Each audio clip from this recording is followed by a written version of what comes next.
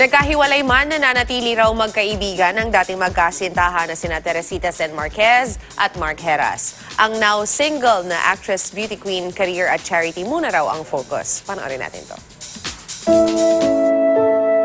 Sa mismong araw ng mga puso, inamin ni Winwin Marquez na hiwalay na nga sila ng kanyang naging boyfriend of 3 years na si Mark Heras. Recently lang naman, pero it was a mutual decision. Walang third party, walang anything. Na maayos kami naghiwalay, maayos kami nag-usap, and thank God it was like that. Hindi rin naman itinanggi ng beauty queen actress ang kanyang panghihinayang. Siyempre, I still love Mark, diba? But meron talagang instances na kailangan namin maghiwalay muna just to, focus on ourselves. Gayunpaman, mananatili pa rin daw silang magkaibigan ni Mark.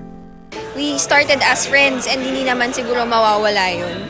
Kahit loveless, life must go on. Kaya naman si Winwin, busy man sa kanyang showbiz commitments, nagagawa pa rin na makapag-workout at ipagpatuloy ang kanyang charity works at pagiging isang preschool teacher.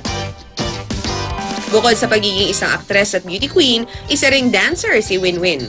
Kaya aming binalikan ang ilang memories ni Win sa ating photo booking challenge, Sayaw ng Buhay ni Winwin Edition. First photo.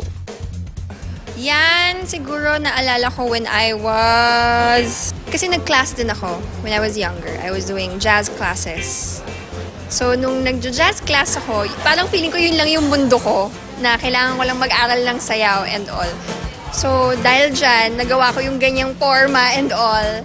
Diba? So, thankful ako na nagklase ako dahil kung hindi ako nagklase, siguro hindi ko rin magagawa yung mga dances na ginagawa ko on TV. Second photo. Pag nakikita ko yan, I just wanna have fun in life and all. Ang sunod naman. Naalala ko, loveliness, nanay ko. Yung nanay kong sumayaw ng ganyan, naalala ko siya na idol ko siya pagdating sa sayaw. At ang huli. This was talent show.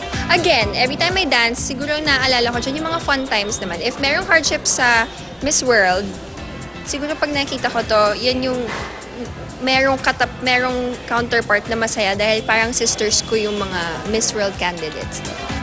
Tulad ni Winwin, kahit mahirap ang dance step ng buhay, go with the flow lang and enjoy. For more showbiz updates, tutok lang sa Unang Hirit.